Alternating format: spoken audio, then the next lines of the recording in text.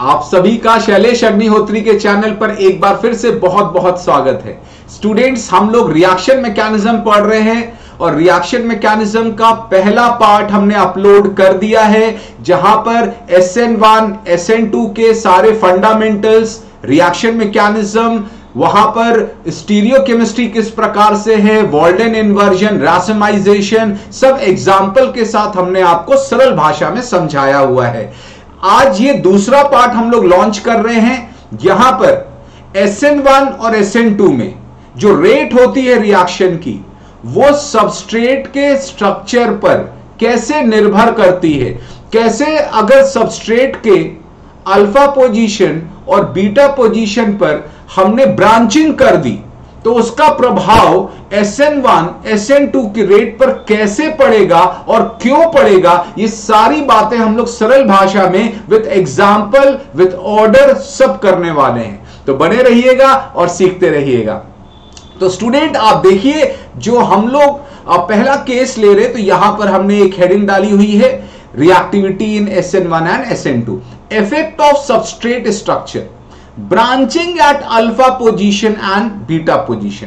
तो पहले समझे अल्फा और बीटा कार्बन होते क्या है। बच्चों, मान लीजिए आपने एक इस प्रकार से हाइड्रोकार्बन लिया, एक आपने कंपाउंड लिया है इस प्रकार से, हाइड्रोजन हम नहीं ड्रॉ कर रहे हैं, Cl, ये मान लीजिए लीविंग ग्रुप है, इससे डायरेक्टली जो कार्बन जुड़ा होता है वो अल्फा होता है, अल्फा से जो डायरेक्टली कार्बन होता है वो बीटा होता है, बीटा से जो डायरेक्टली होता है वो गामा। बच्चों, होता क्या है, आमतौर पे कार्बन की वैलेंसीज कौन सेटिस्फाई करता है? हाइड्रोजन। लेकिन आप अल्फा पोजीशन पर हाइड्रोजन के स्थान पर अल्काइल ग्रुप लगाना शुरू करें तो इसको अल्फा ब्रांचिंग बोलते हैं। कार्बन जो बीटा पोजीशन पर है वहां पर भी हाइड्रोजन होते हैं, उन हाइड्रोजन को हटा के अगर आप एल्किल ग्रुप लगाना शुरू करें इसको बीटा ब्रांचिंग बोलते हैं, एंड सो ऑन। बच्चों, अल्फा पोजीशन और बीटा पोजीशन बहुत इंपॉर्टेंट होती है SN2 के रिएक्शन में। आपको बता दें कि अगर आपने अल्फा पोजीशन या बीटा पोजीशन में ब्रांचिंग करने का प्रयास किया तो आप SN2 की रफ्तार को बुरी तरीके से प्रभावित करेंगे, क्योंकि अभी हम देखेंगे कि SN2 में एक बैक साइड अटैक होता है और एक क्राउडेड ट्रांजिशन स्टेट बनता है। तो अगर आपने अल्फा पोजीशन और बीटा पोजीशन पर ग्रुप्स लगाए जो कि बल्कि होंगे, वहां ट्रैफिक क्रिएट करेंगे, तो बहुत ज्यादा खामियाजा रेट को भोगना पड़ता है। इसको आप इस प्रकार से एक ट्रांजिशन स्टेट डायग्राम से समझें। बच्चों, कोई भी जब रिएक्शन होता है, जैसे SN2 रिएक्शन ही की बात कर लें, तो हर रिएक्शन एक एनर्जी बैरियर से होकर गुजरता है। बच्चों, हमेशा रिएक्शन एक पहाड़ से होकर गुजरता है, इस प्रकार का। ये बच्चों जो पहाड़ है, इसमें जो y एक्सिस होती है ये पोटेंशियल एनर्जी होती है, और इस पहाड़ की चोटी पे बनता है ट्रांजिशन स्टेट। ये ट्रांजिशन स्टेट एक बदलाव की अवस्था होती है, जहां पुराने बॉन्ड टूटते हैं और नए बॉन्ड बनते हैं। बच्चों, अगर पहाड़ जितना ऊंचा होगा उतना रफ्तार उसको क्रॉस करने की स्वाभाविक सी बात है कम हो जाएगी, क्योंकि उतना आपको ज्यादा मेहनत करके ऊंचाई पर जाना पड़ेगा। ऊंचा कब होगा? जब ट्रांजिशन स्टेट की पोटेंशियल एनर्जी ज्यादा होगी। पोटेंशियल एनर्जी कब ज्यादा होगी? जब उसकी स्टेबिलिटी कम होगी। स्टेबिलिटी कब कम होगी? जब ट्रांजिशन स्टेट में आपस में झगड़ा होगा, रिपल्शन होगा। किस बात का रिपल्शन? जगह के लिए जो ग्रुप्स वहां लगे हैं आपस में मारामारी करेंगे, जगह के लिए एक दूसरे से कॉम्पीट करेंगे, रिपल्शन करेंगे एक दूसरे को, तब जाके उसकी पोटेंशियल एनर्जी ज्यादा होगी, वो अनस्टेबल हो जाएगा, पहाड़ ऊंचा हो जाएगा और रफ्तार आपकी कम हो जाएगी। अब बच्चों, यहां पर देखिए हमने SN2 की ट्रांजिशन स्टेट बनाई है, जहां पर ये लिविंग ग्रुप कार्बन, देखिए अल्फा कार्बन, जिस कार्बन से डायरेक्टली लिविंग ग्रुप जुड़ा है, मान लीजिए आप Cl की ही एग्जांपल ले लें, तो उसको अल्फा कार्बन बोलते हैं। अब हमने क्या किया, यहां पे न्यूक्लियोफाइल का बैक साइड अटैक कराया। देखिए, अल्फा से डायरेक्टली कौन सी पोजीशन जुड़ी है? Beta position.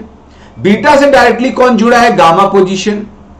अब आप बात समझें, ये जो बीटा पोजीशन और गामा पोजीशन हैं, इस पर हाइड्रोजन भी हो सकता है, अल्काइल भी हो सकता है। बीटा पर, गामा पर भी इसी प्रकार हाइड्रोजन भी हो सकता है, अल्काइल भी हो सकता है। बच्चों, अगर हाइड्रोजन हुआ तो वो बहुत छोटा सा होता है, वो ट्रैफिक नहीं क्रिएट करता, तो जगह के लिए आपस में रिपल्शन नहीं होता है, ट्रांजिशन स्टेट स्टेबल होती है, रिएक्शन फास्ट होता है। लेकिन अगर आपने हाइड्रोजन के स्थान पर एल्किल ग्रुप लगा दिया तो वो क्या करता है, भारी भरकम होता है, साइज बड़ा होता है, तो जगह के लिए वहां पर ट्रैफिक लग जाता है, मारामारी शुरू हो जाती, झगड़े शुरू हो जाते हैं, तो अनस्टेबल हो जाता है ट्रांजिशन स्टेट, जिससे पहाड़ बहुत बड़ा हो जाता है और उसको क्रॉस करना कठिन, रफ्तार स्लो हो जाती है। इसीलिए कहते हैं कि SN1 हो चाहे SN2 हो, अगर आपने अल्फा या बीटा या दोनों पर, अल्फा या बीटा या दोनों पर ब्रांचिंग कर दी, हाइड्रोजन हटा के एल्किल ग्रुप लगा दिया,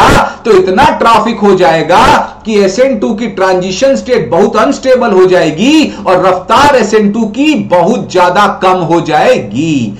लेकिन SN1 में बच्चों ऐसा नहीं होता है। SN1 का केस दूसरा है। वहां पर अगर आपने अल्फा पोजीशन पर हाइड्रोजन को हटा के अल्काइल ग्रुप लगाना शुरू किया, तो बच्चों वहां पर जो कार्बोकेटायन बनता है SN1 में, हम आपको बता चुके हैं, वो उतना ही ज्यादा स्टेबल होना शुरू हो जाएगा और उसकी जो रफ्तार है वो कार्बोकेटायन के स्टेबिलिटी पर बहुत ज्यादा निर्भर करती है। जितना स्टेबल कार्बोकेटायन होगा उतनी उसकी रेट ज्यादा होती है।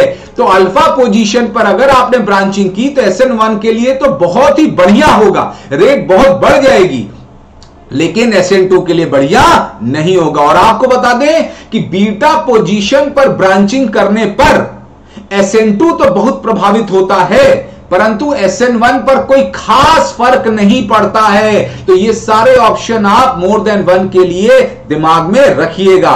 अच्छे सवाल बनेंगे तो पूछेगा। अब देखिए इस बात को थोड़ा सा हम और डिफरेंटली, अब हमने आपको बताया, अब एग्जांपल से देखते हैं। बहुत अच्छे एग्जांपल हैं, इसको लॉजिकली हम इंटरप्रेट करेंगे। SN2 की जो रिएक्टिविटी है, अब आप देखिए ये हमने X क्या लिया, X हमारा लीविंग ग्रुप है, आप सब में देख सकते हैं X कॉमन है।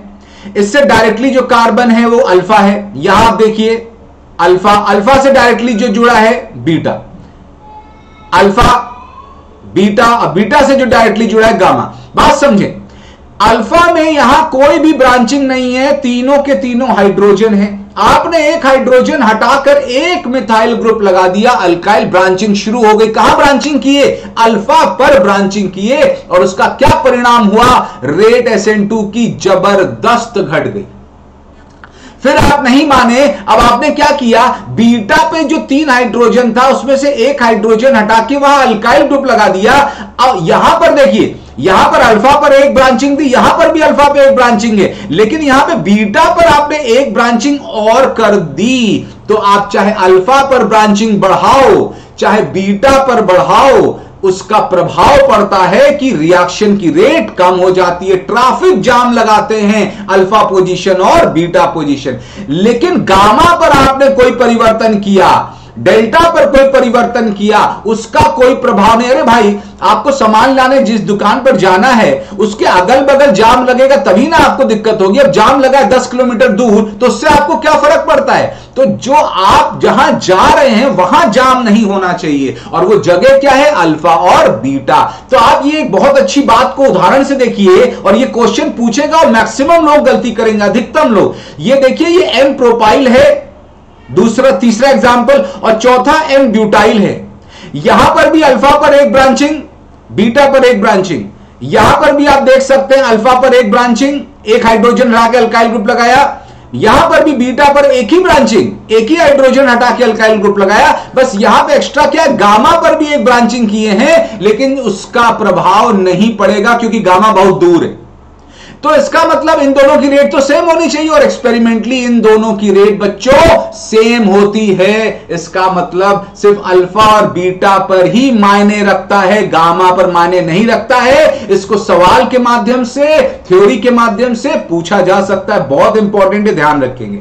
अगली चीज यहां पर आप देखिए, अब आप देखिए चौथे और पांचवें में देखिए। अब हम चौथे और पांचवें में इसको थोड़ा सा हम साफ कर दे रहे हैं। अब देखिए चौथा एग्जांपल और पांचवें में देखिए, यहां पर आपने क्या किया कि अल्फा पर एक ब्रांचिंग है, चलो ठीक है, यहां भी अल्फा पर एक ब्रांचिंग है। यहां पर बीटा पर एक ब्रांचिंग है, यहां पर देखेंगे बीटा पर आपने दो ब्रांचिंग कर दी। भैया दो कैसे? दो हाइड्रोजन हटा के एक मिथाइल इधर लगाया, एक मिथाइल, अब गड़बड़ हो गई। अब आप चाहे यहां बीटा पर बढ़ा दिए, अल्फा पर तो मैच कर गया, लेकिन बीटा पर बढ़ा दिए, बस जाम लग गया, ट्रैफिक लग गया, रफ्तार क्या हो जाएगी? बहुत प्रभावित होगी, बहुत स्लो हो गई। ये देखिए, अब देखिए हमने क्या किया। अगला उदाहरण देखते हैं। अब अगला उदाहरण पे चलते हैं। अब ये हम उदाहरण नंबर हमारा जो है 5 और 6 में देखिए, यहां पर आपने क्या किया? अल्फा पर एक ब्रांचिंग की, बीटा पर दो ब्रांचिंग की। इस उदाहरण में देखें, यहां पर अल्फा पर ही दो कर दी। अब बच्चों, जिस दुकान से आपको सामान लेना है और उसके आगे थोड़ा सा गली है, गली में जाम हो तो चलेगा, दुकान में ही भीड़ लगा हुआ है तो आपको सबसे ज्यादा समस्या का सामना करना पड़ेगा। यानी अल्फा पर ब्रांचिंग का बहुत प्रभाव पड़ता है। हाँ, एक बात है, अब पूरी गली जाम है तो बात अलग है, तब तो दुकानी तक नहीं पहुंच पाएंगे, लेकिन अल्फा पर ब्रांचिंग का प्रभाव रिलेटिवली ज्यादा पड़ता है। ठीक है, तो यहां पर आप देखिए, अल्फा पे जहां दो ब्रांचिंग कर दी, यहां दो ब्रांचिंग कर दी है ना, ये ब्रांचिंग और ये ब्रांचिंग, तो इसकी रफ्तार कम हो गई। अब देखो, अब ये लास्ट के दो एग्जांपल बहुत इंपॉर्टेंट, इसको ध्यान रखना। यहां पर बच्चों क्या हुआ लास्ट में, यहां पर आपने अल्फा पर एक रखा है और यहां पर अल्फा पे दो, फिर भी ये वाला बहुत कमजोर हो गया, क्योंकि यहां पर आपने गली के अंदर ही नहीं आने दिया, बीटा पर ही आपने 3-3 ब्रांचिंग कर दी। तो भैया दुकान की तो बात दूर है, आप अंदर ही नहीं घुसने दे रहे हो, गली में ही पूरा जाम लगा हुआ है, तब तो कोई फायदा ही नहीं। अगर बीटा पे बहुत ज्यादा ब्रांचिंग कर देंगे तो समस्या और बढ़ जाएगी। ठीक है, अगर एक एक होता, अगर यहां पर जैसे बीटा, यहां पर बीटा पे नहीं, यहां पर बीटा पे एक ब्रांचिंग होती, यहां पर एक हो, यहां पर मान लीजिए दो हो जाती तो चल जाता, क्योंकि यहां पे अल्फा पर एक ही ब्रांचिंग है। लेकिन 3-3 ब्रांचिंग कर दिए तो इवेंचुअली इसकी रफ्तार, ये नियोपेंटाइल हैलाइड आप बोल सकते हैं या नियोपेंटाइल कंपाउंड बोल सकते हैं, इसकी रफ्तार ना के बराबर होती है SN2। तो ये नहीं देता है, इतना ज्यादा आपने ट्रैफिक लगा दिया, SN2 नहीं देता है। तो ये हमने आपको समझाया किस प्रकार से अल्फा और बीटा पर जो आप ब्रांचिंग करते हैं उसका प्रभाव पड़ता है। अब देखिए, SN1 में क्या होती है, अल्फा पर ब्रांचिंग करते हैं तो रेट बढ़ती है। क्यों? क्योंकि देखिए, अब ये देखिए अल्फा पोजीशन है, यहां पर आपने 3-3 ब्रांचिंग करके रखा हुआ है। क्यों रेट बढ़ेगी? क्योंकि जब ये जाएगा तो आपको 3 डिग्री कार्बोकेटायन मिलेगा, और जब 3 डिग्री कार्बोकेटायन मिलता है इस प्रकार से, तो वहां पर ये 3 अल्काइल ग्रुप अपने प्लस आई इफेक्ट से ढेर सारा इलेक्ट्रॉन डोनेट करते हैं और इस प्लस चार्ज को सप्रेस करते हैं। कार्बोकेटायन का प्लस चार्ज यानी वहां इलेक्ट्रॉन का सूखा पड़ा है, और मिथाइल क्या करता है, ले जाके वहां इलेक्ट्रॉन की बाल्टी भर के पानी डाल देता है। तो 3-3 बाल्टी पानी डाल रहे हैं तो प्लस चार्ज क्या होगा, बहुत ज्यादा सेटिस्फाई हो जाएगा। यहां पर कितना बाल्टी पानी डालेंगे, 2 बाल्टी पानी, यहां पर कितना डालेंगे, यहां पर एक ही बाल्टी डालेंगे, और यहां पर तो डाल ही नहीं रहे हैं। तो जितना ज्यादा अल्काइल ग्रुप आप अल्फा पोजीशन पर लगाएंगे उतना ज्यादा कार्बोकेटायन स्टेबल होगा और उतना बेहतर होगा। तो ये हमने आपको, अब बीटा का हमने आपको बता के रखा है, बीटा पर ब्रांचिंग जब करते हैं तो SN2 बुरी तरीके से प्रभावित होता है, लेकिन SN1 पर कोई सिग्निफिकेंट चेंज नहीं मिलता है आमतौर पर। ठीक है, तो इस बात को ध्यान रखें। अब हम कुछ बेहतरीन उदाहरण आपको दे रहे हैं। अब फाइनल वर्ड्स में हम आपको कुछ बहुत ही बेहतरीन बातें बताने वाले हैं। पहली बात, मिथाइल, ध्यान से सुने, methyl 1 degree 2 degree, simple alkyl अगर कोई सबस्ट्रेट है, मिथाइल 1 डिग्री 2 डिग्री, तो वहां पर प्रीडोमिनेंट मैकेनिज्म क्या होगा, SN2 होगा। बिल्कुल, मिथाइल 1 डिग्री 2 डिग्री में कंफ्यूजन होता है लोगों को, तो भी हम बता दें, वहां पर भी प्रीडोमिनेटिंग कौन होता है, SN2 ही होता है। अगली चीज, on increasing solvent polarity percentage of SN1 increases with 2 degree substrate. अब बच्चों हो क्या रहा है, मान लीजिए आपने एक रिएक्शन करवाया जहां पर सॉल्वेंट आपने लिया है, आप देख रहे हैं 2 डिग्री से SN1 का हिसाब किताब बहुत कम है, क्योंकि जो 2 डिग्री होता है वो लार्जली SN2 से जाता है, SN1 से तो जाता नहीं है। लेकिन अगर आपने सॉल्वेंट की पोलैरिटी को बढ़ा दिया, क्वेश्चन पूछ सकता है, मान लीजिए आपके पास पहले इथेनॉल सॉल्वेंट था, इथेनॉल से आपने वाटर डाल दिया, वाटर की पोलैरिटी ज्यादा होती है, तो जो 2 डिग्री पहले SN1 में पार्टिसिपेट कर रहा था, मान लीजिए कर रहा था 2%, तो जब आप इथेनॉल से वाटर करेंगे तो 2% की जगह वो 12% हो जाएगा। कहने का मतलब अब क्योंकि सॉल्वेंट का एक बहुत इंपॉर्टेंट रोल होता है, तो जैसे जैसे पोलैरिटी, इस सवाल में पूछा जा सकता है, तो जैसे जैसे पोलैरिटी बढ़ाते हैं सॉल्वेंट की, तो वो SN1 को धकेलता है और आगे पुश करता है, उस लिहाज से उसका परसेंटेज बढ़ जाता है। तब भी डोमिनेटिंग नहीं, प्रीडोमिनेटिंग नहीं रहेगा, बस उसका परसेंटेज बढ़ जाता है। ठीक है, तो इस बात को ध्यान रखिएगा। अगली बात यह है, एक बहुत ही मशहूर एग्जाम्पल है 2 एडामेंटल सिस्टम। ये देखिए, ये 2 एडामेंटल, ये एडामेंटल सिस्टम है, ये एडामेंटल सिस्टम है, ये एडामेंटल सिस्टम है, और ये 2 पोजीशन होती है एडामेंटल सिस्टम की। अब ये जो एडामेंटल सिस्टम है, ये 2 डिग्री आप देख सकते हैं, यहां पर कार्बन आप देख सकते हैं, कार्बन से 2 कार्बन जुड़े हैं और यहां पर एक हाइड्रोजन भी है, यानी ये कार्बन क्या है, 2 डिग्री है। ये 2 डिग्री है, लेकिन फिर भी ये SN2 नहीं देता है, बिल्कुल नहीं देता है, और ये जाता है किससे, SN1 से। ये एक बहुत ही बेहतरीन एक्सेप्शन है। 2 बातें हमने आपको कॉन्ट्रास्टिंग बता दी कि 2 डिग्री मेजरली आमतौर पे जब सिंपल अल्काइल होता है तो वो SN2 देता है, लेकिन इस प्रकार का अगर एडामेंटल सिस्टम है, 2 एडामेंटल सिस्टम, तो ये बहुत ही फेमस केस है। यहां पर आपको नहीं मिलता SN2, बिल्कुल नहीं, और उसके पीछे मैं आपको कारण बता देते हैं। बच्चों, कारण क्या है, आप बात को समझो। आप जब भी SN2 की चेष्टा रखते हो तो आपको बैक साइड अटैक करना है। आपके पास ये न्यूक्लियोफाइल है और इसको पीछे से जाकर इस प्रकार से बैक साइड अटैक करना है, लेकिन आप देख सकते हो सिपाही लोग पीछे से इसकी रक्षा कर रहे हैं। ये जो एक इस प्रकार से आप देख सकते हो केज लाइक स्ट्रक्चर है, या एक ढांचा है जो पीछे से पूरा छिका हुआ है, पीछे से पूरा या छाया हुआ है, तो ये बहुत very high steric hindrance provide करता है। वेरी हाई स्टेरिक हिंड्रेंस, बहुत ज्यादा वहां पर ट्रैफिक एकदम पहरेदारी करता है। आप किसी भी कीमत पे यहां से जा ही नहीं पाओगे, और SN2 के लिए बैक साइड से ही जाना है। तो ये 2 एडामेंटल सिस्टम जो पूरा प्रोटेक्शन करके रखा है, पूरा पीछे से बैरिकेडिंग करके रखा है, तो SN2 को किसी भी हालात में होने नहीं देगा। तो एक ही चारा बचता है, SN1। तो बहुत ही फेमस केस था ये। अगला, 3 degree substrate react by SN1 mechanism. तो हमने आपको बताया methyl SN2, 1 degree SN2, 2 degree SN2, 2 एडामेंटल वाला exception. 3 degree substrate largely, 3 degree substrate में तो कभी SN2 होगा ही नहीं, 3 डिग्री सबस्ट्रेट में SN2 होगा ही नहीं। तो जो भी होगा, हम देखिए बहुत इंपॉर्टेंट बात बोले, जो भी होगा थोड़ा बहुत वो SN1 होगा। थोड़ा बहुत क्यों बोले, क्योंकि आमतौर पे हम आपको आगे चल के बताएंगे जो 3 डिग्री सबस्ट्रेट होते हैं आमतौर पर वो लार्जली प्रीडोमिनेंटली एलिमिनेशन रिएक्शन दे देते हैं।